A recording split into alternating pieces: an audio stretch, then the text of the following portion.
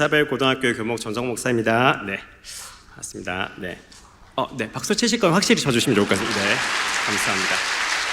네, 저는 지금까지 이사벨 중학교에서 교목으로 10년 사역하였고, 그리고 이어서 이사벨 고등학교에서 교목으로 해서 4년, 이렇게 해서 14년간 학교에서 사역을 하고 있습니다. 질문 하나 하도록 하겠습니다. 학교 사역하면 힘들까요? 매우 힘들까요? 어떻게 안 해보셨는데 잘 아시네요. 매우 힘듭니다. 저는 추천하고 싶지 않습니다. 생명의 위협이 있을 수 있기 때문에 그렇습니다. 저도 학교 생활하면서 너무너무 많이 힘들었습니다. 근데 그럴 때마다 기도하고 말씀을 구하면서 주시는 은혜와 믿음이 있었고, 주시는 믿음과 은혜를 받으면서 버티었더니 저도 조금은 성장하고 학교도 바뀌게 되었습니다.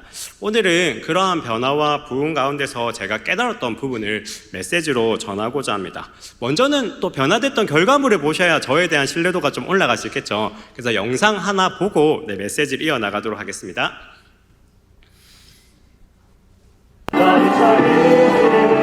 이게 이사벨 중학교에 있을 때의 채플 모습입니다. 네.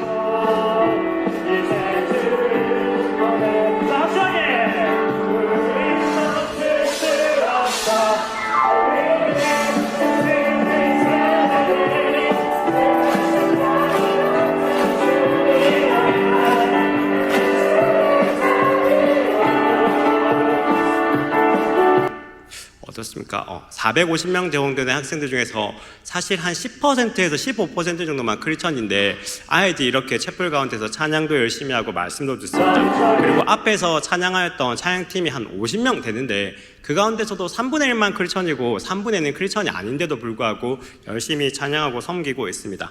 그리고 저는 또 이사벨이 있으면서 가장 아름답게 변화한 부분이라고 한다면 세례받는 모습인 것 같습니다. 저희 이사벨 중학교에 있을 때는 매 학기마다 3학년을 대상으로 해서 세례를 주었습니다. 150명 되는 학생들 중에서 한 10명에서 15명 되는 믿는 친구들 빼면 그 나머지 친구들 중에서 순수하게 교회를 다니지 않는 중에 이사벨 중학교에 있는 동안 예수님을 믿고자 결단했던 친구들에게 세례를 주고 있습니다.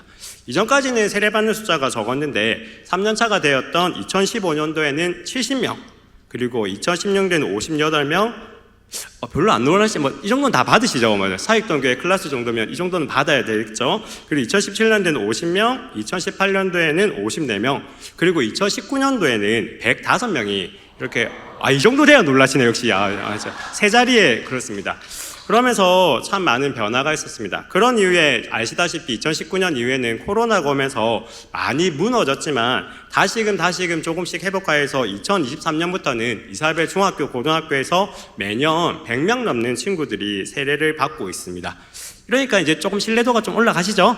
그래서 오늘 그런 변화 가운데서 제가 깨달았던 부분을 간략하게 나누고자 합니다. 세 가지를 딱 나누고자 하는데, 첫 번째로 꼭 나누고 싶은 부분은 우리의 시선이 아닌 주님의 시선으로 우리의 다음 세대들과 청소년을 바라보아야 한다는 사실입니다. 그럼 주님의 시선이 어떠한 시선인지 알기 위해서 우리가 읽었던 마가복음 1장 40절에서부터 42절 말씀을 다시 한 번 더 천천히 함께 읽도록 하겠습니다. 네, 시작. 한 나병 환자가 예수께 와서 꿇어 엎드려 간구하여 이르되 원하시면 저를 깨끗하게 하실 수 있나이다. 예수께서 불쌍히 여기사 손을 내밀어 그에게 대시며 이르시되 내가 원하노니 깨끗함을 받으라 하시니 곧 나병이 그 사람에게서 떠나가고 깨끗하여 진지라. 아멘. 여기서 보면 예수님께서 나병 환자를 치유하면서 굳이 하지 않아도 되는 행동을 하나를 하십니다. 그런데 굳이 하지 않아도 되는 이 행동이 바로 예수님의 시선이 어떠한지를 알 수 있는 부분입니다. 어떤 행동인 것 같습니까? 나병을 치유하면서 굳이 하지 않아도 되는 행동은, 여기는 이렇게 대답하면 혼나고 이런 건 아니시죠? 그래서 정답은 손을 내밀어 대신 것입니다. 자세히 보게 되면 나병 환자가 나왔고 예수님께서 권위 있는 말씀을 선포하셨을 때 나병이 치유되었습니다. 근데 그 사이에 예수님께서는 나병 환자에게 손을 내밀어 드렸습니다. 어떻게 본다면 직접적으로 나병이 치유되는 데는 굳이 필요하지 않은 행동인데, 이 행동이 바로 예수님의 시선이 어떠한지를 알 수가 있는 장면입니다. 나병을 생각하게 된다면 율법에서도 금지되어 있는, 그러면서 하나님께 저주받은 병이고, 나병을 걸리게 되면 가족과 사회로부터 격리되어서 삶을 살아야 됩니다. 그런 가운데서 누군가를 만나고자 한다면 나병 환자는 언제나 외쳐야 됩니다. 나는 나병 환자입니다. 나는 하나님께 저주받은 사람입니다. 나는 더러운 사람입니다. 이렇게 외쳐야 됩니다. 그렇게 외치지 않고 자신이 나병 환자인 걸 숨기고서 누군가를 만났을 때 그 반대편에 있는 사람이 나병 환자인 걸 알게 되면 그 사람을 돌로 쳐 죽여도 죄의식을 갖지 않아도 되는 시대가 그러한 시대였습니다. 그럼 질문 한번 해보도록 하겠습니다. 나는 나병 환자입니다. 나는 하나님께 저주받은 사람입니다. 이러한 고백을 가장 많이 듣는 사람은 누구일까요? 정답은 나병 환자이겠죠. 어떤 사람은 우연히 한번 나병 환자를 만나서 그 사람의 고백을 받을지 모르지만 나병 환자는 사회와 가족으로부터 격리된 이후에 누군가를 만날 때마다 나는 나병 환자이고 나는 저주받은 사람이고 나는 버림받은 사람이라고 외쳐야 됩니다. 그러면서 외치면서 많은 사람들에게 거절당하고 배척받다 보니 그 안에는 내면의 상처가 있는 것입니다. 예수님께서는 그 내면의 상처를 바라보시고 나병이라는 외적인 병을 치유하기 전에 그 사람이 나병 때문에 가졌던 내면의 상처를 바라보시고 손을 내밀어 대시면서 내가 너와 함께 할 것이고 너의 잘못이 아니라고 지금 말씀하고 있는 사실입니다. 이처럼 예수님의 시선으로 바라보는 것이 매우 중요합니다. 사람의 시선으로 또 율법의 기준으로 바라본다면 나병 환자는 정죄의 대상이고 배척의 대상일 뿐입니다. 그렇지만 예수님의 시선으로 바라볼 때 바로 위로의 대상이고 긍휼의 대상이며 우리가 섬겨나가야 되는 대상입니다. 그렇게 언제나 우리도 우리의 시선, 사람의 시선이 아니라 언제나 예수님의 시선을 구하여 그 시선을 가지고서 우리 자녀들을, 우리 다음 세대들을 바라보는 것이 매우 중요합니다. 제가 학교 살기 힘들다고 하였습니까? 매우 힘들다고 하였습니까? 매우 힘들다고 했습니다. 왜 힘들까요? 아이들이 말을 더럽게 안 듣기 때문에 그렇습니다. 특별히 체포를 너무너무 싫어합니다. 우리 사직동교회 특별히 중등부 고등부 선생님들 고생 많으시죠? 맞죠? 중등부 고등부 아이들도 예배하기 싫어하는데 안 믿는 아이들 한 400명, 700명 모아뒀다면 어떤지 감이 오시겠죠? 그런 데서 제가 있습니다. 그래서 아이들이 각자 나름대로의 방어 무기를 가지고 옵니다. 무릎 담요 갖고 오는 건 기본이고요. 재수없게 꼭 교과서나 문제집 갖고 와서 공부하는 친구도 있습니다. 그때마다 하나님께 기도합니다. 저 친구가 보고 있는 게 하나님 제발 시험에 나오지 않게 달라고 간절하게 기도합니다. 그것까지는 괜찮습니다. 그래도 너무 소극적인 반응이죠. 근데 아이들이 웃고 떠들고 왔다 갔다 합니다. 근데 그것까지도 괜찮은 것 같습니다. 안 믿는 아이들이라 보니까. 근데 어떤 아이들은 저를 향해서 손가락질하고 우하고 야유하십니다. 우리 성도님들 입장에서는 예배 시간에 목회자가 설교하는데 야유하는 거 보신 적 있으십니까? 없으십니까? 없으시죠? 보고 싶으시면 가까운 학교로 가시면 되겠습니다. 그러다 보니까 진짜 사실 처음 왔을 때는 너무 힘들었습니다. 제가 설교를 하면서 트라우마가 가지게 된 성경의 인물이 있습니다. 그래서 제가 그 이후로는 그분이 등장하더라도 설교를 하지 않는 성경의 인물이 한 명 있는데 바로 모세입니다.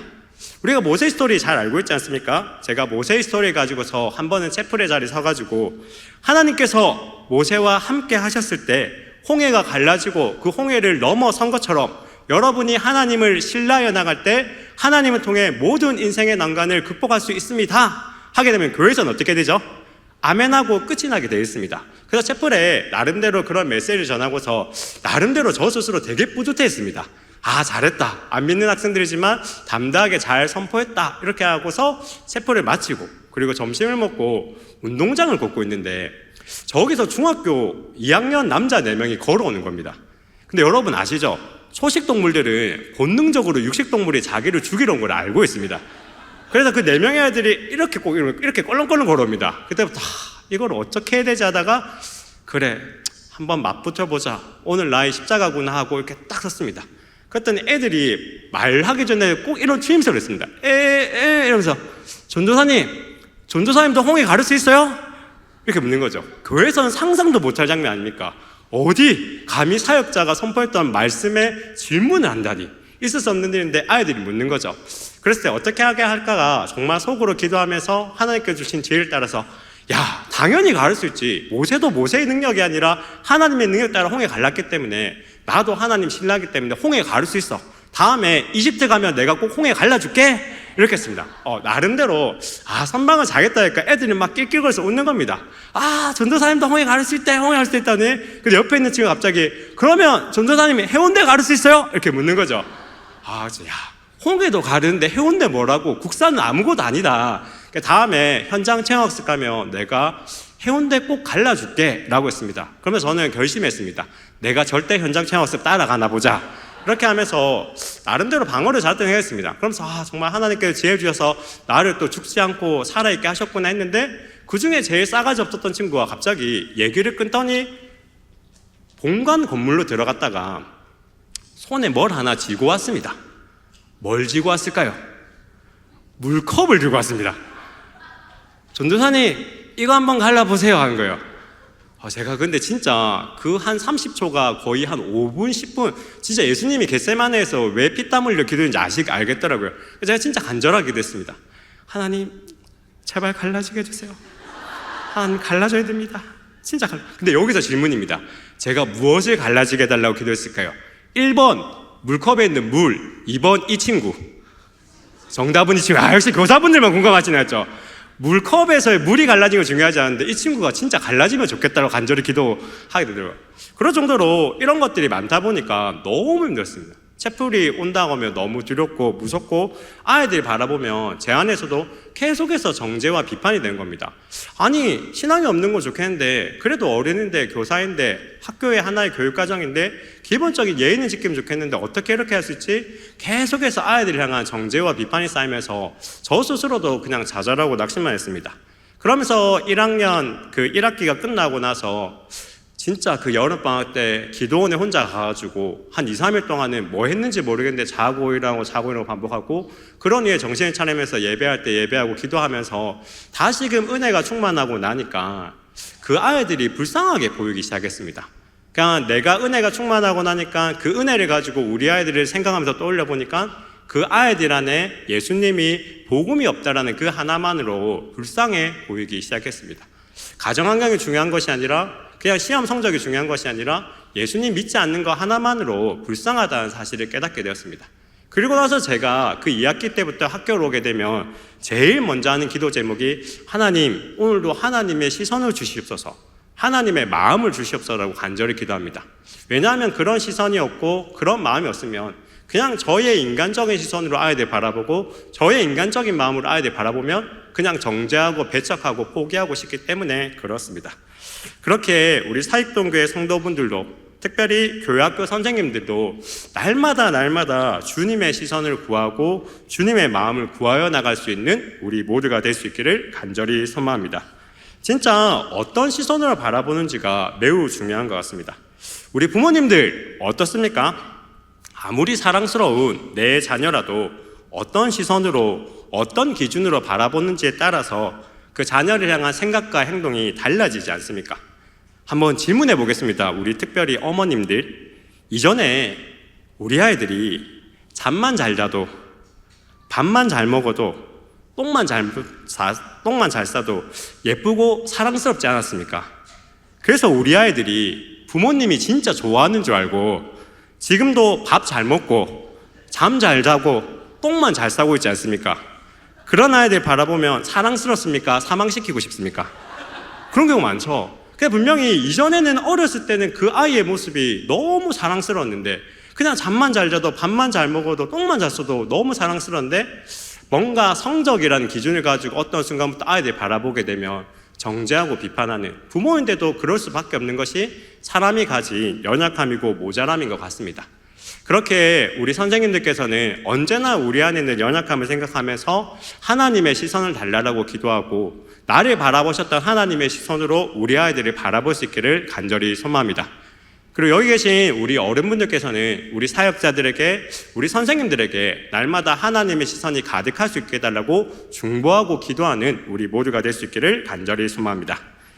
다음으로 제가 학교 사역하면서 깨달았던 중요한 사실은, 한 사람에게 최선을 다하면 하나님께서는 전체를 바꾸어 나가신다는 사실입니다.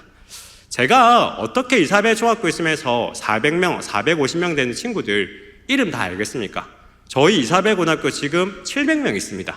그 아이들 이름을 어떻게 다 알겠습니까? 그래서 항상 너무 미안합니다.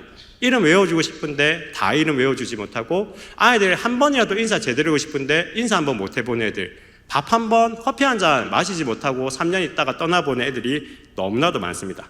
그런데 참 감사한 사실은 그 공동체에 가장 힘들고 어려운 한 사람을 포기하지 않았을 때 하나님 그 한 사람을 통해서 그 공동체 전체까지도 바꾸어신다는 사실을 경험하였습니다. 마가복음 1장 45절의 말씀을 우리 함께 읽도록 하겠습니다. 그러나 그 사람이 나가서 이 일을 많이 전파하여 널리 퍼지게 하니 그러므로 예수께서 다시는 드러나게 동네에 들어가지 못하시고 오직 바깥 한적한 곳에 계셨으나 사방에서 사람들이 그에게로 나아오더라. 아멘. 모두에게 거절당하고 배척당했던 나병 환자가 예수님의 위로와 예수님의 말씀을 통해서 치유하고 변화되었습니다. 그랬더니 예수님께서는 자기에 대해서 소개하지 말라 하였는데 그 은혜가 넘치다 보니까 예수님에 대해서 전파하기 시작했고 수많은 사람들이 몰려오자 예수님께서 그 동네를 피해서 멀리 한적한 곳까지 가셨지만 그 수많은 필요를 가졌던 사람들이 예수님께 나아오는 역사가 일어나고 있습니다. 이처럼 한 사람을 포기하지 않을 때, 그 한 사람의 변화를 위해서 최선 다할 때 그 한 사람의 변화가 곧 공동체 전체의 변화로도 일어난다는 사실입니다. 저는 학교사에 가면서 매번 이러한 나병 환자와 같은 한 사람을 만납니다. 그리고 그런 나병 환자와 같은 한 사람을 위로하고 사랑하고 노력하였더니 하나님께서는 그 한 사람의 변화를 시작으로 그 반을, 그 학년을, 그 학교 전체를 바꾸어 나가셨습니다. 정말 많은 에피소드가 있지만 제가 딱 한 명을 오늘 좀 소개하고 싶습니다. 실명 대신 A라고 표현하도록 하겠습니다. 우리 A는 출결이 자유로운 학생이었습니다. 수업 태도도 좋지 않고 교우 관계도 좋지 않은 학생이었습니다. 그렇기에 A로 인해서 A가 있는 3학년 반의 수업 분위기가 좋지 않았습니다. 그러면 그 반에 있는 친구들이 그 학교에서는 참지만 집에 가게 되면 그 상황을 얘기하는 거죠. 엄마, 우리 반 A 때문에 선생님들이 우리 반 싫어해. A 때문에 수업 시간 시작할 때마다 항상 싸우고 시작해. 수업도 제대로 되지 않아. 그러다 보니까 부모님 입장에서는 그 한 사람 때문에 내 자녀가 있는 반이 피해를 본다고 하니까 계속해서 이제 민원이 하나씩 오는 거죠. 또 그 A도 잘못이 계속해서 쌓이다 보니까 학급에 지도로 되지 않으니까 선도협의를 열고, 선도협의를 열어도 무언가 개선되지 않으니까 그 위에 처벌, 그 위에 처벌, 그 위에 처벌을 하면서 자퇴를 권유해야 되는 상황까지 한번 간 적이 있었습니다. 제가 그 상황을 바라보면서 너무너무 안타깝다는 생각이 했습니다. 그러면서 또 어떤 생각이냐면, 만약에 이 친구를 떠나보내고 나면 내가 채플에서 우리 친구들에게 하나님은 사랑이십니다. 하나님은 여러분을 사랑하십니다. 하나님은 여러분을 포기하지 않으십니다. 라고 말할 수 있을까? 이런 생각을 하게 되었습니다. 근데 만약에 친구를 그냥 이렇게 떠나보내면 절대로 이제는 하나님의 사랑에 대해서 전할 수 없을 것 같다는 생각이 들었습니다. 저는 진짜 솔직히 소심한 사람입니다. 안 보이시겠지만 지금 다리가 후들거려가지고 너무 감사한 게 지금 강대상이 커서 너무 감사합니다. 다른 데는 옆에서 보이더라고요. 그래서 제가 지금도 하는데 엄청 소심해서 사실 첫 해이기 때문에 어떤 주장도 잘 하지 못했던 그런 저였습니다. 처음에는 상담 선생님 찾아가지고, 오면 선생님, A 제가 좀 만날 수 있도록 기회를 좀 주시면 안 될까 했는데, 이미 너무 지나가지고 생안부장 선생님한테 허락을 구해봐야 된다 하셔가지고 생안부장인 오천 선생님한테 갔더니 오천 선생님도 이미 거의 결정이 끝나가지고 이제는 자퇴를 권유하고 부모님 허락만 있으면 자퇴를 해야 된다 생각하면서 그 오천 선생님께서 어떤 말이냐면 교장 선생님 정도 설득하면 그래도 한번 기회가 있지 않을까 싶었습니다. 그래서 제가 교장 선생님 찾아가서 한번 부탁을 드렸습니다. 그리고 그 교장 선생님께서 저에게 허락을 해줘가지고 그 친구와의 멘토링을 할 수 있었습니다. 근데 그때 허락해 주셨던 분이 누구냐면 우리 여기 계신 우영기 장로님이십니다. 그래서 저는 정말 감사한 게 제 첫 대의 교장 선생님이 우영기 장로님이라서 참 많은 도움을 받을 수 있었습니다. 그러면서 A랑 함께 멘토링 할 수 있는 기회가 저에게 주어졌습니다. A는 사실 모두에게 이해하지 못할 대상이죠. 사람의 시선으로 보게 된다면 그냥 포기해야 되고 우리 학급과 학교에 피해주는 학생이라서 그냥 내보내는 것이 우리에게 있어서 유익이 될 만한 그런 아이였습니다. 그런데 하나님의 생각과 시선은 분명히 달랐던 것 같습니다. 그 A를 위해서 기도하였고 그 A와 함께 밥 먹고 커피를 마시고 함께하는 시간들이 늘다 보니까 그 A가 저와에서 신뢰관계를 쌓아주었고 저에게 있어서 누구에게도 말하지 못했던 그런 상황과 상처에 대해서 말해주기 시작했습니다. 간단하게 말하면 이렇습니다. A는 아버지와 어머니가 이혼을 했습니다. 그러면서 아버지와 함께 살게 되었고, 아버지가 할머니에게 이 A를 맡기고, 그 아버지는 타지에서 근무하면서 한 달에 한 번, 두 번 올까 말까 하는 그런 상황이었습니다. 여기까지는 참 괜찮은데, 그 할머니 집에 삼촌이 한 명 있는데, 그 삼촌이 쉽게 말하면 술만 먹으면 개가 되는 겁니다. 그러면 술만 먹고 개가 되어가지고 자기의 조카에게 폭언을 하거나 성추행을 하는 거죠. 그러면 A 입장에서는 삼촌이 5시, 6시 되면 집에 와야 되는데 오지 않으면 불안하기 시작한 거죠. 그럼 그 친구가 할 수 있는 건 뭐라면 자기 방에 들어가서 문을 잠그는 겁니다. 근데 문을 잠궈도 옛날 집이라 가지고 이렇게 흔들면 그냥 열린다고 하더라고요. 그럼 그 친구가 할 수 있는 거는 문을 일단 잠그고 자기가 등으로 기대가지고 언제 올지 모르는 삼촌이 자기 방에 들어오지 못하도록 버티는 거죠. 그렇게 버티다가 지쳐서 잠이 들면 등교하는 제 시간에 일어날 수 있을까요? 없을까요?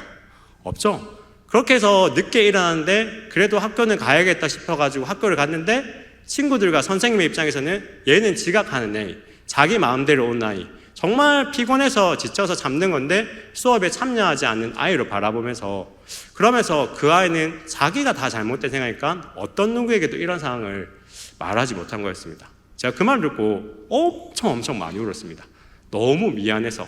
그래봤자 16살 아이인데 이 아이가 모든 짐을 다 가지면서 자기 잘못인 것처럼 살게 만든 것 같아서 너무 미안했습니다.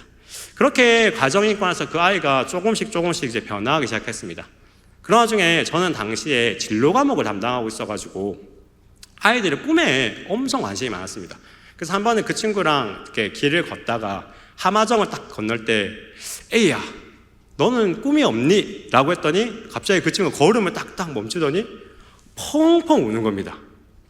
오해하기 딱 좋은 그림 아닙니까?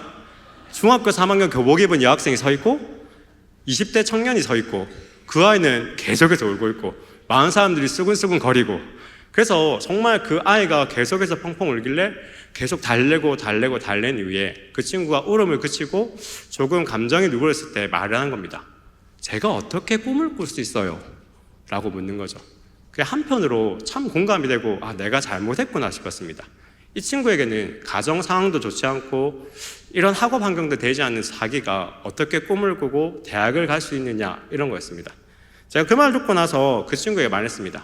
에이야, 네가 만약에 한번 열심히 살아보고자 해서 열심히 공부해서 대학 가면 너의 첫 번째 등록금은 내가 무조건 내줄게 라고 했습니다. 여기서 질문입니다. 제가 돈이 많아서 그랬을까요? 아닙니다. 지금도 없지만 그때는 더 없었습니다. 그런데 만약에 이 친구가 정말 그냥 26살의 전도사의 말이지만 그 말을 믿고 희망이라고 삼아서 열심히 살아줘서 만약에 진짜 대학까지 간다면 어떻게 해서라도 등록금은 마련해주고 싶었습니다. 그것이 그 아이에겐 힘이 됐는지 조금씩 공부를 하기 시작했습니다. 그러면서 3학년 2학기 때 성적이 진짜 많이 올랐는데 이전의 성적이 너무 바닥이다 보니까 인문계는 가지 못하고 특성화를 가게 되었습니다.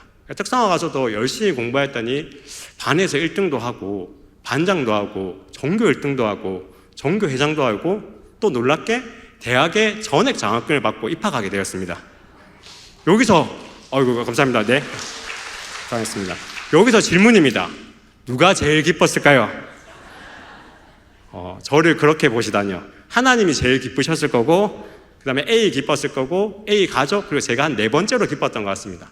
너무 감사하더라고요. 그래서 그 A가 자기 등록금 합격증 이렇게 왔을 때 제가 너무 축하한다 하면서 이제 등록금은 내주지 않아도 되니까 내가 너에게 노트북이나 정장 한 벌 해주고 싶다 했더니 그 친구가 정장이나 노트북도 제가 벌어서 할 테니까 아르바이트 하고 나서 첫 월급 나오면 꼭 전도사님 식사 대접하고 싶습니다 해가지고 진짜 그 아이가 아르바이트를 해가지고 저희 학교 앞에 있는 솥밥집에서 그 정식을 먹었을 때 그때 그 감동을 평생 잊지 못하는 것 같습니다. 이처럼 A가 바뀌었습니다. 모두가 포기하려 했고 모두가 싫어했고 심지어 학교에서도 포기를 했던 그 친구가 바뀌다 보니까 그 모습을 같은 반이었던 3학년 일반 친구들이 보았습니다. 이전에는 내보내고 싶었던 친구인데 그 친구가 학교에도 열심히 오려고 하고 피곤하지만 수업에도 열심히 참여하기도 하고 공부도 열심히 하려고 했던 모습을 바라보면서 그 반 아이들의 생각이 바뀌기 시작한 것입니다. 그래서 한 번은 11월 딱 체풀을 하는데 그 반에서 가장 강한 친구 한 명이 체풀 시간에 앞으로 이렇게 걸어 나오는 겁니다. 제가 그때 생각했죠. 드디어 나를 죽이려고 오는구나. 그렇게 생각했는데 진짜 그 친구가 딱 뒤를 돌아가지고 그 있는 아이들을 향해가지고 한마디 했는데 저는 그 말을 평생 잊을 수가 없습니다. 어떤 말이 했냐면, 야, 전도사님 불쌍한데 체플 한번 해주자. 이렇게 된 거예요. 근데 어떻게 본다면 엄청 상처받는 말 아닙니까? 저 26살, 걔 16살. 근데 불쌍한데 체플 한번 해주자. 근데 저는 그때 그게 엄청 감동이었습니다.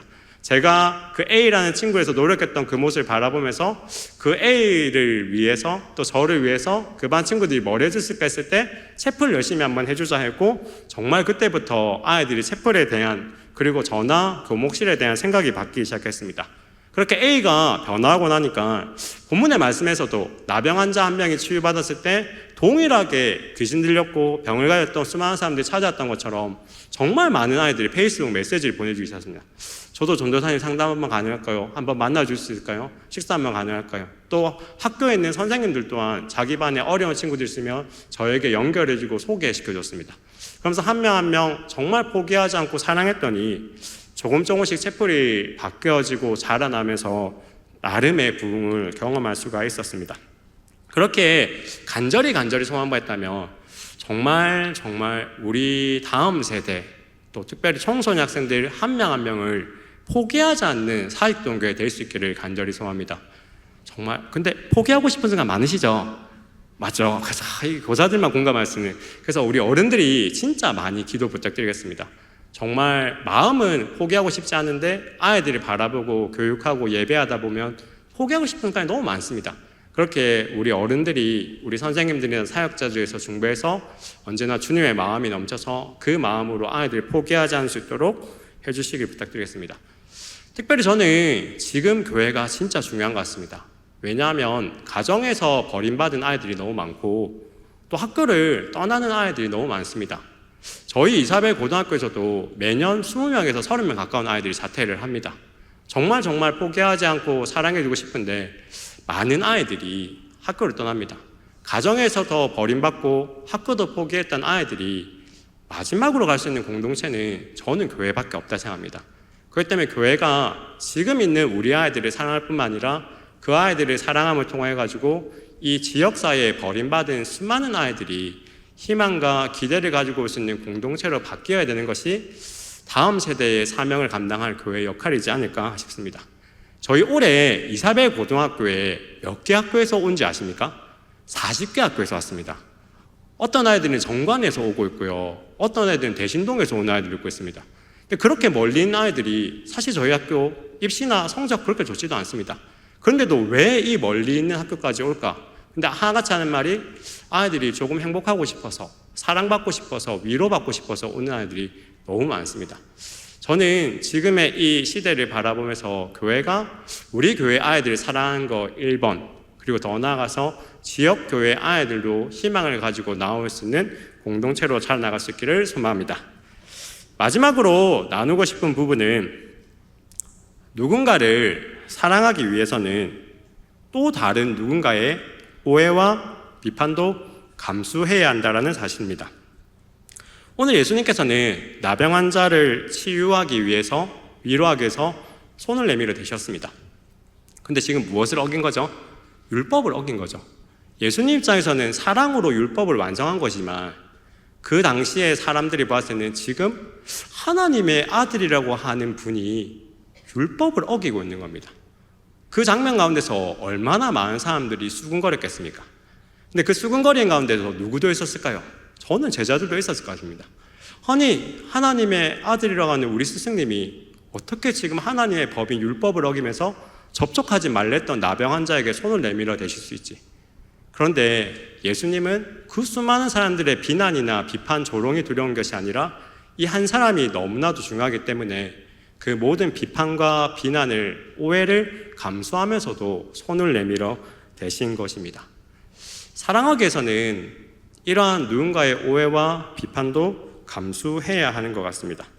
저도 이사벨 중학교, 고등학교에 있으면서 한 번씩 그런 받는 오해나 비판이 참 힘듭니다. 정말 대부분의 모든 선생님들이 존중해 주시고 지지해 주시지만 지나가는 한두 분의 선생님이 꼭 저렇게까지 해야 돼? 하는 말이 솔직히 많이 상처가 올 때 있습니다.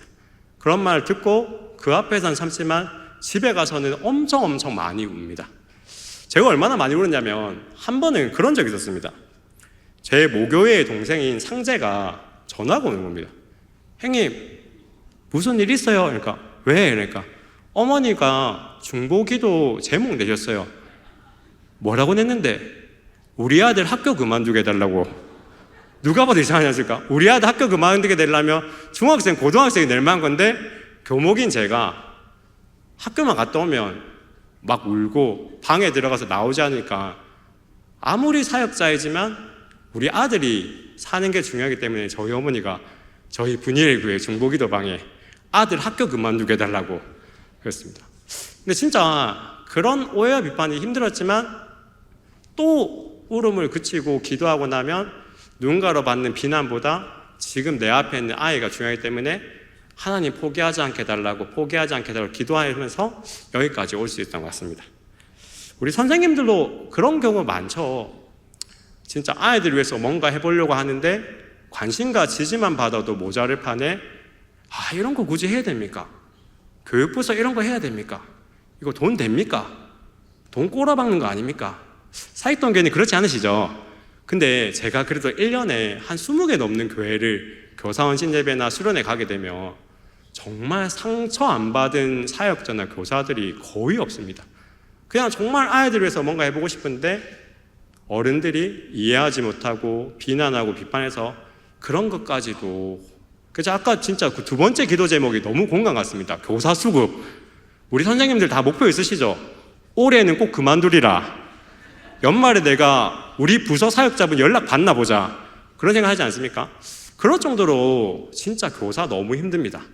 근데 아이들 상대하고 아이들을 함께 예배한 것마다 힘든데 그냥 지나가면서 어른들의 한마디 두마디가 더 크게 찾아오는 경우도 너무 많은 것 같습니다. 그래서 우리 선생님들께는 언제나 사랑과 믿음이 넘쳐서 쉽지 않지만 오해와 비판 가운데서도 버틸 수 있기를 간절히 기도하고 우리 여기 계신 어른분들은 많은 관심과 지지를 부탁드리겠습니다. 아까 기도 제목에 나왔지만 이제 2달 정도 지나면 다음 세대 사역에 있어서 가장 중요한 여름 성경학교와 여름 수련회 준비하고 있습니다. 아이들을 위해서 기도하고 아이들 얼굴만 떠올리고 기대함으로 준비할 수 있도록 우리 성도님들이 많은 기도와 지지 부탁드리겠습니다. 정말 이거 하면 어른들이 뭐라 하지 않을까? 이거 하면 당에 호출당하지 않을까? 그런 것이 없이 진짜 그냥 아이들을 위해서 기도하고 주신 감동 따라 한번 해볼 수 있는 그런 이번 여름 될 수 있도록 정말 많이 부탁드리겠습니다. 그리고 만약에 한 번씩 이해가 안 되면 그냥 한번 물어봐 주십시오. 이거 진짜 아이들을 위해서 하는 겁니까? 이거 진짜 하면 아이들 살릴 수 있습니까? 했을 때 그 사역자나 교사들이 그 진짜 진심 담아서 진짜 한번 해보고 싶습니다 하면 그냥 이해 안 돼도 한 번만 믿어줄 수 있는 그런 교회 될 수 있기를 간절히 소원합니다. 정말 시대가 많이 바뀌었는데 교회가 그 시대의 변화와 필요의 변화를 못 따라간다고 저는 많이 생각합니다. 그래도 가장 아이들과 가까이 있는 사역자나 교사들이 제일 많이 공감하고 그 변화에 따라 뭔가를 해보고자 할 때 어른들이 많이 기도해 주시고 도움 주실 수 있기를 간절히 소망합니다. 감사하게도 사익동교회는 그런 교회라고 저는 확신해도 되겠죠? 확신합니다. 저는 사실 교회 초청받으면 정말 주보도 홈페이지도 심지어 그 교회 유튜브 채널 가가지고 다음 세대에 관련해서 누가 오셨는지 이걸 다 쳐다보고 옵니다. 그래서 보였지만 상반기 때 보니까 홍정수 목사님 오셨고 작년에 박주정 교육장님이 5월 18일 오셨고 그걸 다 쳐다보고 왔거든요. 그래서 제가 감사할 건 뭐냐면 사익동교회는 그래도 진짜 다음 세대에 대해서 관심이 많구나 이걸 많이 깨달았습니다. 그리고 또 하나 제가 홈페이지 보고서 엄청 감동받은 부분이 하나 있었습니다. 그게 뭐였냐면 모든 교육부서마다 장로님들이 다 소속이 되어 있더라고요. 제가 그래서 그거 보고 나서 그때 잠깐 기도했습니다. 하나님 이거 그냥 형식적으로 그냥 이름만 들어있는 것이 아니라 진짜 교육부서에 사익동교회는 관심이 있어서 가장 권한이 있는 장로님들 한 분 한 분 해서 그 장로님들을 시작으로 정말 모든 어른분들이 다음 세대 사역을 위해서 그 다음 세대 사역을 수고하시는 교사와 교육자들을 위해서 기도하고 헌신할 수 있는 교회이기를 정말 간절히 기도했습니다. 정말 부탁드리겠습니다. 그래서 많이 사역자들, 많이 교사들을 위해서 기도해 주시고 헌신해 줄 수 있기를 간절히 소원합니다. 말씀을 정리하도록 하겠습니다. 나병 환자 한 사람을 예수님께서 사랑하여 치유하였더니 한 사람의 변화를 시작으로 놀라운 부흥이 일어났습니다. 그 부흥의 과정에서 우리는 분명히 세 가지의 자세를 갖추고 기억해야 합니다. 우리의 시선이 아니라 주님의 시선을 갖는 자세가 필요하고, 한 사람을 포기하지 않는 자세가 필요하고, 한 사람을 사랑하기 위해서 수많은 오해와 비판도 감수해내는 자세가 필요합니다. 우리 모든 사역자들과 모든 교사분들에게 이러한 자세가 있기를, 또 우리 어른들은 우리 사역자들과 우리 교사들이 이러한 자세를 갖출 수 있도록 열심히 관심 갖고 중보할 수 있는 그런 사직동 교회가 되어서 여기 있는 모든 아이들이 행복하고, 그 아이들의 행복을 시작으로 여기 지역에 있는 수많은 상처받고 좌절한 아이들이 희망과 기대를 가지고 나올 수 있는 사역동 교회 될 수 있기를 간절히 소망합니다.